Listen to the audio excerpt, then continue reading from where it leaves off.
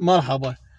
شايفين الشخص اللي من بعيد تحسه هيبة وشخصية، ومن يحكي وياك لو يتصرف تصرف تنصدم بعقله؟ معقولة؟ تدري ليش العراقيين يقولون الطول طول النخلة والعقل عقل الصخلة؟ التشبيه هنا عبقري طبعا، لأن النخلة هي رمز للارتفاع والشموخ بالعراق عندنا، والشخص الطويل والممتلئ الجسم. أما الصخلة فهي رمز للتهور وعدم التفكير والتصرف بعشوائية يسموها احنا عندنا. هذا المثل نستخدمه للسخرية من الشخص اللي نضج جسمه بس ما نضج عقله، يعني الشكل جامعة والعقل روضة، إنما يعني إيه العقل روضة.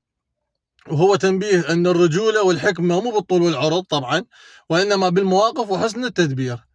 اعترفوا كم نخلة مرت بحياتكم وطلع عقلها عقل صخلة. سووا له منشن إذا كنت جريء، أو بس اكتبوا هواية منهم بالتعليقات. تمام؟ تابعوني الباكر وقصة مثل جديدة. في مال الله.